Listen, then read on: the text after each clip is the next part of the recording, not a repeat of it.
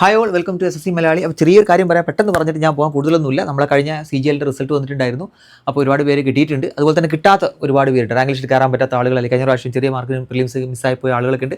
അപ്പോൾ അവർക്ക് വേണ്ടിയിട്ടാണ് കാര്യം പറയാനുള്ളത്. നമ്മളിപ്പോൾ CGLൻ്റെ അടുത്ത പരീക്ഷ നമ്മൾ മെയ് ജൂൺ മാസങ്ങളിൽ നടക്കുന്നതാണ് പ്രതീക്ഷിച്ചത്. പക്ഷേ മെയ് ജൂൺ മാസങ്ങളിൽ എന്തായാലും നടക്കാനുള്ള സാധ്യതയില്ല. കാരണം നോട്ടിഫിക്കേഷൻ മാർച്ചിൽ വരുന്നുണ്ട്, ഇതുവരെ വന്നിട്ടില്ല. അപ്പോൾ നമുക്ക് 2-3 മാസം ഡിലേ ആവാൻ സാധ്യതയുണ്ട്.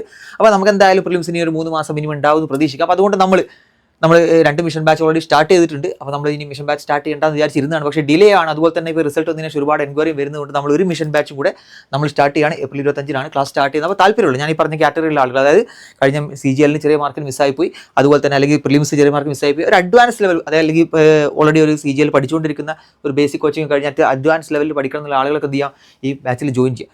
കാരണം നമ്മളിപ്പോൾ കഴിഞ്ഞ റിസൾട്ടൊക്കെ ഒന്ന് ഒരുപാട് പേരെ കണ്ടു, അത്യാവശ്യം നല്ല മിഷൻ ബാച്ചിലൊക്കെ ജോയിൻ ചെയ്ത് നമ്മൾ ഇവിടെ തന്നെ ക്ലിയർ ചെയ്ത ആളുകളുണ്ട്. അപ്പോൾ അവർക്കൊക്കെയാണ് അവർക്കൊന്നും ക്ലാസ്സുകളോ കണ്ടന്റോ അറിയാത്ത പ്രശ്നമായിരുന്നില്ല. പക്ഷേ അവർക്കൊരു നല്ലൊരു ഗ്രൂപ്പ് കിട്ടാനും അല്ലെങ്കിൽ നല്ലൊരു ഗൈഡൻസ് കിട്ടാനൊക്കെ ഇപ്പോൾ നമ്മൾ കഴിഞ്ഞ CGLൻ്റെ ടോപ്പ് 10 എത്തിയ റോഹിത് ജോസൊക്കെ പറയുന്നത് കണ്ടു. കാരണം എന്താ, അവരൊക്കെ കേരളത്തിൽ 9ാം റാങ്ക് കാണും. പക്ഷേ അവനൊക്കെ എന്ന് പറഞ്ഞാൽ ഓൾറെഡി അവനൊന്നും നമ്മൾ പഠിപ്പിച്ച് SSC മലയാളി പഠിപ്പിച്ച് വലിയ ആളാക്കിയ ആളൊന്നുമല്ല. അവനൊക്കെ ഓൾറെഡി പഠിച്ച് അത്യാവശ്യം ലെവലുള്ള ആൾ. പക്ഷേ ഇവിടെ വന്നതിന് ശേഷം അവനൊരു ഗൈഡൻസ്, ഒരു റൈറ്റ് ഗൈഡൻസ് കാര്യങ്ങളൊക്കെ കിട്ടിയെന്നാണ് പറയുന്നത്. നല്ല ഗ്രൂപ്പ്, കാരണം നമ്മുടെ കൂടെ നല്ലൊരു ഗ്രൂപ്പും കാര്യങ്ങളൊക്കെ ആ ഗ്രൂപ്പിൻ്റെ കൂടെ ഇരുന്ന് പഠിച്ച് അങ്ങനെയൊക്കെയാണ്. അതുകൊണ്ട് നമ്മളിപ്പോഴും പറയും, നമ്മുടെ മിഷൻ ബാച്ചിൽ ജോയിൻ ചെയ്യുമ്പോൾ ഒരു അഡ്വാൻറ്റേജ് ആണ്, നമ്മുടെ ചുറ്റും ഇരിക്കുന്നത് റിയൽ കോമ്പറ്റീഷൻ, ഒരു നല്ലൊരു കോമ്പറ്റീഷൻ അറ്റ്മോസ്ഫിയർ നമുക്ക് കിട്ടും. അതിലൂടെ നമുക്ക് നന്നായിട്ട് പോയി കഴിഞ്ഞ് നമ്മളിപ്പോൾ സ്റ്റാർട്ട് ചെയ്ത 2 മിഷൻ ബാച്ചൊക്കെ അത്യാവശ്യം ആ രീതിയിലാണ് പോകുന്നത്. ഒക്കെ നല്ല ബ്രില്യൻ്റ് ആയിട്ടുള്ള പഠിക്കുന്ന കുട്ടികളാകുമ്പോൾ അവർ അങ്ങോട്ടും ഇങ്ങോട്ടും കോമ്പീറ്റ് ചെയ്ത് എത്താണ് കേട്ടോ.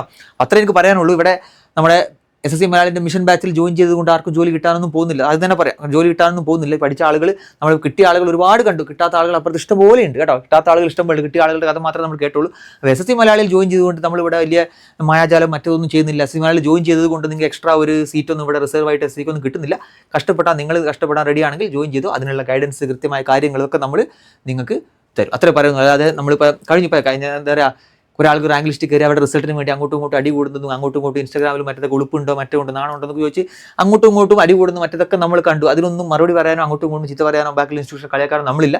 CGL 2005 റിസൾട്ട് വന്നു, അത് അവിടെ എൻഡ് ചെയ്തു. ഇനി അടുത്ത 2026 എങ്ങനെ കുട്ടികളെ നല്ല ജോലികളിൽ എത്തിക്കാന്നുള്ള പരിപാടി നമ്മൾ ഓൾറെഡി തുടങ്ങിയിട്ടുണ്ട്. അതിൻ്റെ കണ്ടിന്യൂഷനാണ് കേട്ടോ. അതിൻ്റെ കണ്ടിന്യൂഷനാണ്. അവസാന ഒരു ബാച്ച് കൂടെ നമ്മൾ സ്റ്റാർട്ട് ചെയ്യണം. അപ്പോൾ അത്രേ ഉള്ളൂ. നമുക്ക് അങ്ങോട്ടും ഇങ്ങോട്ടും കാര്യങ്ങൾ പറയാനോ മറ്റൊന്നുമില്ല. അപ്പോൾ ഞാൻ പറഞ്ഞല്ലോ, റാങ്ക് ലിസ്റ്റ് കയറുന്ന ഓൾറെഡി റാങ്ക് ലിസ്റ്റ് കയറിയ ഒരാളായതുകൊണ്ട് എനിക്ക് കൃത്യമായിട്ട് അറിയാം എത്രത്തോളം ഒരു കുട്ടി പഠിക്കുന്നതിൽ എത്രത്തോളം ഒരു ഇൻസ്റ്റിറ്റ്യൂഷൻ ഉണ്ട്. എല്ലാം അവരുടെ ഹാർഡ് വർക്ക് തന്നെയാണ് കേട്ടോ. നമുക്കറിയാം ഒരു കുട്ടി പഠിച്ച ജോലി കയറുന്നുണ്ട്, അതൊക്കെ അവരുടെ ഹാർഡ് വർക്ക്. അപ്പോൾ അവർ നമ്മൾ ഇൻസ്റ്റിറ്റ്യൂഷനെ പറ്റിയൊക്കെ നല്ലത് പറയുന്നുണ്ട്, അത് അവരുടെ വിനയം കൊണ്ട് പറയുന്നതാണ്.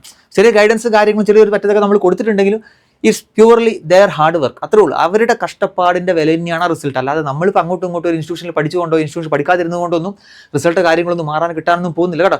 ചെറിയൊരു ഗൈഡൻസും കാര്യങ്ങളൊക്കെ നമുക്ക് കൊടുക്കാൻ പറ്റുന്നതിൻ്റെ അപ്പുറത്തോട്ട് സ്വന്തമായിട്ട് പഠിച്ചാൽ, കാരണം ഞാൻ പറഞ്ഞില്ല, എനിക്ക് വേറൊരാളുടെ എക്സാമ്പിൾ വെച്ച് പറയേണ്ട ആവശ്യമില്ല. ഞാൻ ഈ എക്സാം ക്ലിയർ ചെയ്ത ഒരാളായതുകൊണ്ട് എത്രത്തോളം നമ്മൾ പഠിച്ചിട്ടുണ്ട്, നമ്മൾ എങ്ങനെയാണ് കഷ്ടപ്പെട്ടത്, എത്രത്തോളം അത് നമ്മുടെ ഹാർഡ് വർക്കാണ്, എത്രത്തോളം ബാക്കിയുള്ളവരുടെ കൈകടത്തലുണ്ട്, ഇതൊക്കെ നമുക്ക് കൃത്യമായിട്ട് നമുക്ക് അറിയാൻ പറ്റും. അതുകൊണ്ട് എനിക്കറിയാം അത് പ്യൂർലി അയാളുടെ ഹാർഡ് വർക്ക്. കാരണം അതേപോലെ ഈ പറഞ്ഞ ഇൻസ്റ്റിറ്റ്യൂട്ടിൽ ജോയിൻ ചെയ്ത ഇഷ്ടംപോലെ ആളുകൾ വേറെ ഉണ്ട്. ഇപ്പോൾ നമ്മൾ ഇൻസ്റ്റിറ്റ്യൂട്ടിൽ തന്നെ കിട്ടിയ ആളുകൾ നിങ്ങളുണ്ട്, കിട്ടാത്ത ആളുകളുണ്ട്. അവർ ചിലപ്പോൾ പഠിക്കാത്തത് കൊണ്ടായിരിക്കും, എല്ലാവരും പഠിക്കാത്തതുകൊണ്ടാണ് ഞാൻ പറയുന്നില്ല. ചില ആളുകൾക്ക് ചിലപ്പോൾ ചില ലക്കിൻ്റെ ഒരു ഫാക്ടറും കൂടെ ഇല്ലാത്തതുകൊണ്ട് മിസ്സായിപ്പോയ ആളുകളുണ്ട്. എല്ലാവരും അങ്ങനെയല്ല, എല്ലാവരും പഠിക്കാത്തവരൊന്നുമല്ല കേട്ടോ. അപ്പോൾ അതുകൊണ്ട് അങ്ങോട്ടും ഇങ്ങോട്ടും അടികൂടാൻ മറ്റൊന്നും നമുക്ക് നേരമില്ല. 2026 CGL അടുത്തൊരു 3 മാസം സമയം കിട്ടുന്നുണ്ട്. അപ്പോൾ അത് ഡിലേ ആയിട്ട് കാണാതെ, അതായത് ഇനിയിപ്പോൾ നോട്ടിഫിക്കേഷൻ വന്നിട്ട് പഠിക്കാമെന്ന് പറഞ്ഞ് നടക്കാതെ എന്ത് ചെയ്യുക, അതൊരു ഓപ്പർച്യൂണിറ്റി ആയിട്ട് എടുത്തിട്ട് നന്നായിട്ട് അടുത്ത വർഷത്തേക്ക് ഒരു 3 മാസം കൂടെ, ആ 3 മാസത്തെ കൃത്യമായ സ്ട്രാറ്റജി കാര്യങ്ങൾ ഇത് എഴുതി നോക്കേണ്ടതൊക്കെ നമ്മൾ നോട്ടീസ് ഉണ്ടാക്കുമ്പോൾ എഴുതി വെക്കുന്നതാണ്. പറയാൻ ഇത്രേ ഉള്ളൂ. നിങ്ങൾ കഷ്ടപ്പെടാൻ റെഡി ആണെങ്കിൽ ഇങ്ങോട്ട് പോകുന്നു. നമ്മൾ മിഷൻ ബാച്ചിൽ വളരെ കൂടുതൽ കുട്ടികളെ കാര്യങ്ങളൊന്നും നമ്മൾ എടുക്കുന്നില്ല കേട്ടോ. മിഷൻ ബാച്ചാണ്, നമുക്ക് ഡിസ്കഷനും കാര്യങ്ങളൊക്കെ അതിൽ നടത്തേണ്ടതായതുകൊണ്ട്, ഒരു ക്ലാസിൻ്റെ ഉള്ളിൽ തന്നെ ഒതുങ്ങേണ്ടതായതുകൊണ്ട് ഒരുപാട് കുട്ടികളെ നമ്മൾ ക്ലാസ്സുകളിൽ എടുക്കില്ല. അപ്പോൾ ലിമിറ്റഡ് സീറ്റ് മാത്രമേ ഉണ്ടാവുള്ളൂ. അപ്പോൾ അഡ്മിഷൻ വേണമെന്നുള്ളവർ എന്ത് ചെയ്യുക, ഈ നമ്പറിൽ മുകളിൽ കാണുന്ന ഈ നമ്പറിൽ കോൺടാക്ട് ചെയ്താൽ മതി. ഇനി വാട്സാപ്പിലൂടെ ചില ആൾക്കാർക്ക് ഡയറക്റ്റ് കോൾ ചെയ്യാനൊക്കെ ഒരു ബുദ്ധിമുട്ടായിരിക്കും. അങ്ങനത്തെ വാട്സാപ്പിൽ കോൾ ചെയ്യുന്നുണ്ടെങ്കിൽ, അല്ല മെസ്സേജ് അയക്കണമെന്നുണ്ടെങ്കിൽ ഈ 2 നമ്പറിൽ മെസ്സേജ് അയച്ചാൽ. ഞാൻ പറഞ്ഞു ലിമിറ്റഡ് ആയിട്ടുള്ള സീറ്റുകൾ ഉണ്ടാവുള്ളൂ. അതിൻ്റെ അപ്പുറത്തോട്ട് നമുക്ക് എടുക്കാൻ പറ്റില്ല. കാരണം ക്ലാസ് കുത്തി നിറച്ച് വെക്കാനും നമുക്ക് മിഷൻ ബാച്ചിൽ പറ്റില്ല. കാരണം ഡിസ്കഷനൊക്കെ നടക്കുന്നതാണ് കേട്ടോ. മറ്റേത് ക്ലാസ്സുകൾ ഇരുന്ന് കേൾക്കാനാണെങ്കിൽ ഓക്കെ, നമുക്ക് എത്ര കുട്ടികളുടെയും കുഴപ്പമില്ല. പക്ഷേ ഡിസ്കഷനും കാര്യങ്ങളൊക്കെ ഉള്ളതുകൊണ്ട് നമ്മൾ ലിമിറ്റഡ് ആയിട്ടുള്ള ആളുകളെ എടുക്കുള്ളൂ. അപ്പോൾ ആ ഒരു സീറ്റ് ഒരുപാട് എൻക്വയറി വന്നു, അതുകൊണ്ടാണ് നമ്മൾ സ്റ്റാർട്ട് ചെയ്യുന്നത്. അപ്പോൾ കൃത്യമായിട്ട് ജോയിൻ ചെയ്യുക. അതിന് വേണ്ട പ്രോപ്പർ ഗൈഡൻസ് കാര്യങ്ങൾ നിങ്ങളിപ്പോൾ ഈ കുട്ടികളൊക്കെ പറയുന്നത് കേട്ടിട്ടുണ്ട്. അപ്പോൾ മിഷൻ ബാച്ചൊക്കെ ഒരുപാട് കുട്ടികൾ, നമ്മൾ കഴിഞ്ഞ മിഷൻ ബാച്ചിലൊക്കെ നല്ല റാങ്കിൽ എത്തിയപ്പോൾ നമുക്കറിയാം. ഞാൻ ഈ പറഞ്ഞ രോഹിത് ജോസ്, അതുപോലെ തന്നെ സക്കൽ പ്രസ്ഥാൻ, അങ്ങനത്തെ ഒരുപാട് GST inspector, income tax inspector, preventive ഓഫീസറൊക്കെ ഒരുപാട് കുട്ടികൾ മിഷൻ ബാച്ചിൽ നിന്നൊക്കെ വരുന്നുണ്ട്.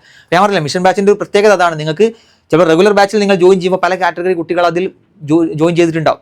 പല ആളുകളും ചിലപ്പോൾ സീരിയസ് ഒന്നും ആയിരിക്കില്ല, വെറുതെ SSC എന്ന് കണ്ട് കേട്ട് വന്ന ആളുകളൊക്കെ ഉണ്ടാവും. പക്ഷേ മിഷൻ ബാച്ചിൽ അങ്ങനെയല്ല. ഓൾറെഡി ഒരു കോച്ചിങ് എടുത്ത് അല്ലെങ്കിൽ ഓൾറെഡി പഠിച്ച് സെറ്റായ ആളുകളാണ് പിന്നെ മിഷൻ ബാച്ചിൽ വന്ന് ജോയിൻ ചെയ്യുന്നത്. അപ്പോൾ അവർ അത്രയും ആഗ്രഹത്തോടുകൂടി വന്ന് ജോയിൻ ചെയ്യുന്നതാണ്.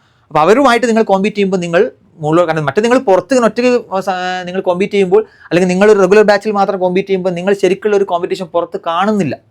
പക്ഷേ മിഷൻ ബാച്ചിൽ ഇരിക്കുമ്പോൾ കൃത്യമായിട്ട് ആ ഒരു കോമ്പറ്റീഷനും കൃത്യമായിട്ട് അനലൈസ് ചെയ്യാനും മനസ്സിലാക്കാൻ അവരുമായിട്ട് കോമ്പീറ്റ് ചെയ്യാനും മുകളിലോട്ട് എത്താനൊക്കെ നിങ്ങൾക്ക് പറ്റും. അപ്പോൾ അതുകൊണ്ട് താല്പര്യമുള്ളവർ ജോയിൻ ചെയ്യുക. എത്ര കുട്ടികൾ, ഇനി 10 കുട്ടികളുള്ളെങ്കിലും നമ്മളെ മിഷൻ ബാച്ച് കണ്ടിന്യൂ ചെയ്യും. കാരണം ഞാൻ പറഞ്ഞില്ല, മിഷൻ ബാച്ചിൽ നിന്ന് ഒരുപാട് കുട്ടികൾ കിട്ടുന്നുണ്ട്. കാരണം അവർക്ക് പലപ്പോഴും ആ ഒരു കണ്ടന്റിന്റെ കുറവായിരിക്കില്ല, കണ്ടന്റ് കവറെടുത്ത് ഉണ്ടാവും, പക്ഷേ എന്തൊക്കെയോ ഒരു ചെറിയ കുറവുകളുണ്ട്. അതൊക്കെ നമ്മൾ പറഞ്ഞില്ല, കുറേയൊക്കെ നമ്മൾ ഫാക്കൽറ്റി മെമ്പേഴ്സ് റെഡിയാക്കി കൊടുക്കും. കുറേയൊക്കെ നമ്മുടെ കുട്ടികൾ നല്ലൊരു ഗ്രൂപ്പ് തന്നെ നമ്മുടെ കൂടെ ഉണ്ടെങ്കിൽ അവർ തന്നെ കുറേയൊക്കെ നമ്മളെ കൈപിടിച്ച് ഉയർത്തി മുകളിലോട്ട് കൊണ്ടുപോകും. അപ്പോൾ ആ ഒരു ഗ്രൂപ്പും കാര്യങ്ങൾ ക്രിയേറ്റ് ഏറ്റവും ബെസ്റ്റ് നിങ്ങൾക്ക് മിഷൻ ബാച്ചിൽ ജോയിൻ ചെയ്യുന്നതാണ്. അപ്പോൾ നിങ്ങൾ ദൂരമുള്ള ആളുകളാണ് ശരി. ഇപ്പോൾ ഞാൻ ഈ പറഞ്ഞ ആളുകളൊക്കെ പല ആളുകളും മിഷൻ ബാച്ചിൽ ജോയിൻ ചെയ്ത് ദൂരം നിന്നൊക്കെ വന്നിരുന്ന് പഠിച്ച ആളുകൾ. നിങ്ങൾക്ക് ഇവിടെ പ്രോപ്പർ ആയിട്ടുള്ള റീഡിംഗ് റൂം ലാബൊക്കെ നമ്മൾ ഒരുക്കുന്നുണ്ട്. ഇപ്പോൾ നമ്മളുള്ള ലാബ് റീഡിംഗ് റൂം കുറച്ച് വലുതാക്കി നല്ല വിശാലമായിട്ട് പുതുതായിട്ടൊന്ന് പണി നടന്നുകൊണ്ടിരിക്കണം. അപ്പോൾ അതൊക്കെ നിങ്ങൾക്ക് ഉപയോഗിച്ച് പഠിക്കാനും കാര്യങ്ങളൊക്കെ പറ്റും. അപ്പോൾ നിങ്ങൾ ദൂരം നോക്കിയിട്ട്, അല്ലെങ്കിൽ ദൂരെയാണ്, ഞാൻ കാലിക്കറ്റ് അല്ല, നമ്മുടെ സെൻറ്റർ കാലിക്കറ്റ് ആണത്, അല്ലെങ്കിൽ ഞാൻ ദൂരെയാണ്, അതുകൊണ്ട് ഇവിടെ വരാൻ പറ്റും. ഞാൻ പറഞ്ഞല്ലോ, ഒരു 5-6 മാസത്തേക്ക് നിങ്ങൾ വീട്ടിൽ നിന്ന് മാറി നിന്ന് പഠിക്കാൻ പറ്റുമെങ്കിൽ നിങ്ങൾ ഇങ്ങോട്ട് പോയാൽ നിങ്ങൾക്ക് പഠിക്കാനും കാര്യങ്ങൾ സൗകര്യമൊക്കെ നമ്മൾ ഒരുക്കി തരും. അപ്പോൾ കാലിക്കറ്റുള്ളവർ മാത്രം ഇങ്ങോട്ട് ജോയിൻ ചെയ്യാൻ അങ്ങനെ നിൽക്കട്ടെ കേട്ടോ. ഈ പറഞ്ഞ ആളുകൾ പല ആളുകളും കാലിക്കറ്റ് പുറത്ത് നല്ല സൗത്തിലൊക്കെ ഉള്ള ആളുകളാണ്.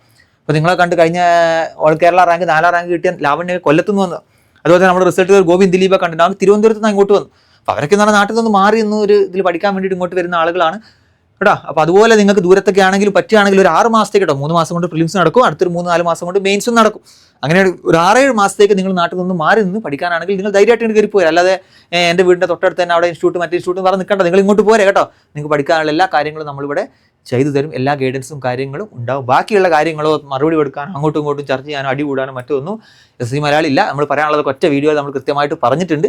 അതിൻ്റെ അപ്പുറത്തോട്ടൊന്നും നമുക്ക് ആരോടും ഒന്നും പറയാനില്ല. അത് എല്ലാ വർഷവും അങ്ങനെ തന്നെയാണ്. അടി കൂടാനോ, ഞാൻ പറഞ്ഞത് കഴിഞ്ഞ പ്രാവശ്യം പറഞ്ഞിട്ടുള്ളത്, അതിനെ അങ്ങോട്ടും ഇങ്ങോട്ടും തല്ലുകൂടാനോ വഴക്കൂടാനോ നമുക്ക് ഏതായാലും സമയമില്ല, നേരമില്ല, താല്പര്യമില്ല. ഇത്രേ പറയാനുള്ളൂ. നമുക്ക് അടുത്ത വർഷത്തെ കുട്ടികളെ നമ്മൾ പറഞ്ഞില്ല 83 കുട്ടികൾ, ഞാൻ വീഡിയോ പറഞ്ഞിട്ട് 83 കുട്ടികൾ ക്വാളിഫൈ ആയിട്ടുണ്ട്. അത് സെഞ്ചുറിയിലേക്ക് എത്തിക്കുക, അല്ലെങ്കിൽ ഡബിൾ സെഞ്ചുറിയിലേക്ക് എത്തിക്കുക എന്നുള്ളതാണ് വരും വർഷങ്ങളിൽ SSC മലയാളി ലക്ഷ്യം. അതിന് വേണ്ടിയിട്ട് ഹാർഡ് വർക്ക് നമ്മളും നമ്മുടെ ഫാക്കൽറ്റീസും കൂടുതൽ ടീം SSC മലയാളി തുടങ്ങിയിട്ടുണ്ട്. അതിൻ്റെ അപ്പുറത്തോട്ട് വേറൊരു കാര്യത്തിലോട്ട് നമ്മുടെ ഫോക്കസോ ശ്രദ്ധയോ പോകാൻ നമുക്ക് ഏതായാലും തൽക്കാലം താല്പര്യമില്ല. ഓക്കെ, അപ്പോൾ താല്പര്യമുള്ള ആളുകൾ ഈ നമ്പറിൽ വിളിച്ച് കോൺടാക്ട് ചെയ്യുക. Okay, thank you.